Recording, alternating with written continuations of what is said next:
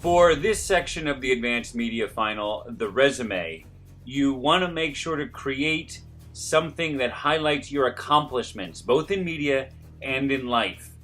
Your resume itself will be graded on its completeness, the use of grammar, and how it markets you to an employer. You want to make sure that it's something that you can use for job interviews. It sells who you are as a person and an employee. Include only the information that makes you a desirable candidate. And don't be too wordy or over-explanative. Only the things needed to know, including your basic personal information, major accomplishments, and the skills you have, any honors you've done. Here are some examples. This is Taylor Bailey's from the past. And you can see what she's done with hers, and she's used it quite effectively since then. There are other examples too that you can take a look at. Where you put certain things in it, such as your contact information is usually at the top. Your objective is after that. But when it comes to education and skills and honors, you can put them in different areas depending on what works best for you. Sometimes when you don't have a lot of information, your skills and accomplishments and honors might come first, and then your experience, and then your education. Here's a quick little video on some pointers on making a good resume. Creating and writing an effective resume says a lot about yourself. Resumes should always be typed and never handwritten. A resume should make a statement about you. Let's start from the beginning of the document. Use a template if you can. Start with your name. Bold it and make it stand out, along with your email address, mailing address, phone number, and any other information you'd like to include. The objective. While not required, it's highly recommended that you have an objective on your resume. An objective should just be a brief statement about a job you are seeking. For example, John here is seeking a job that involves working on vehicles and providing customer service to his customers. Education. List the education starting with the most recent. If you have any degrees, be sure to list those. Bold anything that you want to stand out, but don't overdo yourself. Experience. List other jobs you have worked for, starting from the most recent. Bold titles that will stand out to help that goes along with your objective. And of course, use references and provide skills. If you don't have any references to list, make them available upon request. If you use references, you should at least list 3 references. And when you are finished, review your resume and make sure everything looks good. That includes spell checking and grammar checking your resume. Have a friend or someone else read over your resume for you. When it's all good, you can upload it after it's all good. But make sure your contact information, your objective, your education, your experience, your honors and activities, skills, that they're all in there.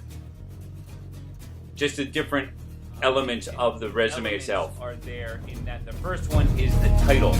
You want to make sure to put your name, your contact information, your address, that you want to have at the beginning, and how you can be reached.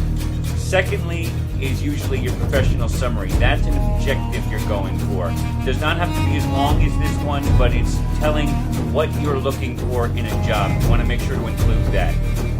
Third, and this is where the order can vary, but third, another section that you would put are qualifications, skills, things that you're able to do, special talents that you have. You want to put that in your qualifications of what you're able to do. Next section would be experience. Experience will vary from person to person, but it's what you're able to do and what you've done in the past. Some people have certain work that involves what they've done. Some people have other experience they can add. Thirdly, or the last section would be your education. Education right now would be high school. Later on it will be college, and you can add to that. But those are the sections you want to make sure to have in your resume. There are several resume resources. Word does offer templates that you can use to upload and create your resume from that. There's also websites you can use. This right here is a website for you if you'd like to go to it. It's Workbloom. That and Live Career, they have ways of building resumes that you'll be able to then, once you've created them, upload them and put them to the web on Google Docs. So you'll want to make sure to do that. Here is a quick little video on how you would do that if you're uncertain. There are a handful of ways to share a big file. I'll show you one way that works nicely if you have a Google account. First, open your browser and go to docs.google.com and log in. Next, click the Upload link on the top left. Then, click Select Files to upload and select the file you want to upload. Then click Start Upload. After your file has uploaded, click the name of the file to see where it's been uploaded to. Finally, click Email Editors or Viewers from the Share menu and enter the email address of the person you want to share with. In a few minutes, they'll receive an email with a link to download the file. Sending me the link once it's been uploaded to where it is definitely something you want to make sure to do so I can see it on the web. There's another quick video here just to give you another short overview on what you can do if you're not sure. Google Documents is an online word processor designed to make collaborating with friends and coworkers easier. If you're working with a friend or coworker, you can add and reply to comments, chat with other people as you're working on the document, and even see what others are typing with no need to refresh the page or wait. You can easily format text, bold, underline, add colors, links, and set margins. It's easy to insert images, create tables, and much more. To get started, create a new document or choose from one of thousands of templates in the Google Docs template gallery. Those were two quick videos on how to upload to Google Docs. If you're not sure, here is one more that goes into a little bit more depth and detail, so to help you out if you need it.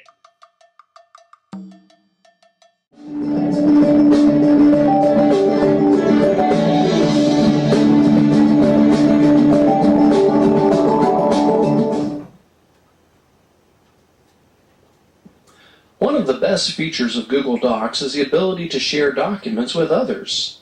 You can let them just view the document, or you can give them the ability to edit it as well. For example, you could share a document with your teacher as a way of electronically turning in your assignment. If you give your teacher the ability to edit the document, then your teacher will be able to add comments as feedback to you. You could also share a file with a group of students for a collaborative project that you're working on together. Each member could contribute to the document or presentation while you work together on it live. In this video, we'll look at suggestions for naming documents and folders, how to share a document with your teacher or other students, how to share an entire folder, and how to remove or change sharing if needed.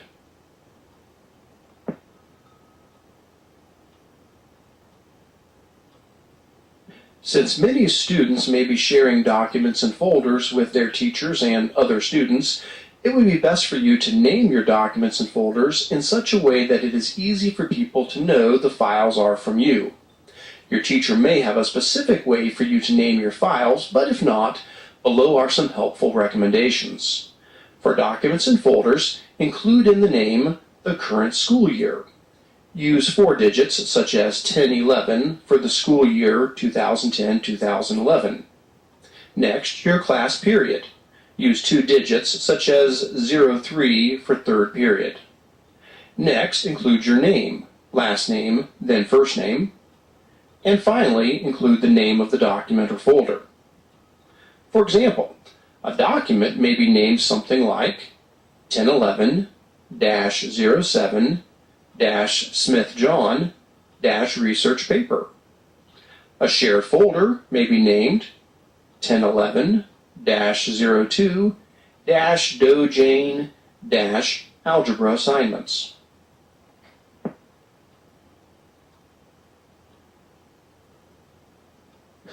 To share a document with your teacher or other students, first open the document and then click the Share button in the top right-hand corner. This will open the Sharing Settings window. At the bottom of the window, there will be a box labeled Add People. Click in that box and then type in the name of the people you wish to share the document with. The address book will find matches based upon what you type. Next, click the Can Edit button to pick whether the teacher or students can edit or only view the document. Optionally, click in the Personal Message box to include additional information for the person. Finally, click the Share button. The person will now get an email message indicating that the document has been shared with them. The document will also automatically show up in their Google Docs list of documents.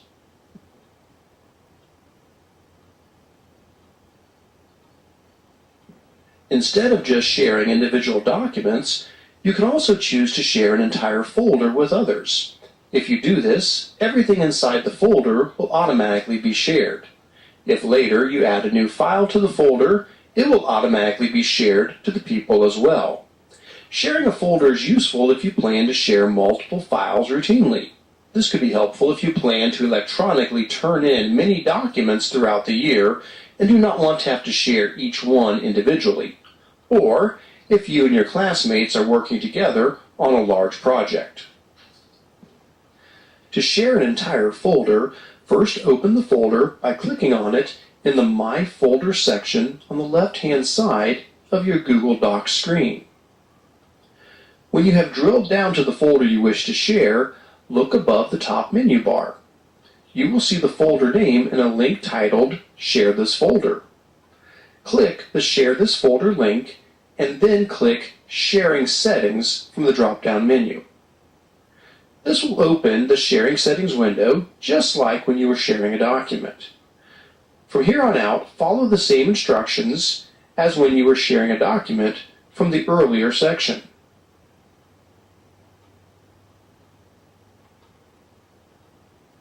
When done, the teachers or students will now get an email message indicating that the folder has been shared with them. The folder will also show up for them under the Folders Shared with Me section on the left-hand side of their Google Docs screen.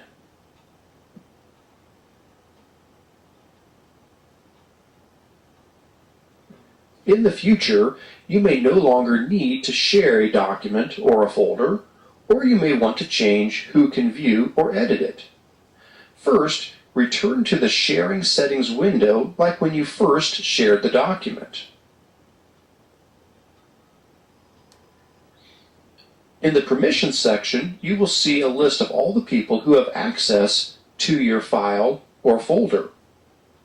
Next to each user's name will be a drop-down menu where you can switch between Can Edit and Can View. Also, there will be an X that you can click to remove that person's access entirely.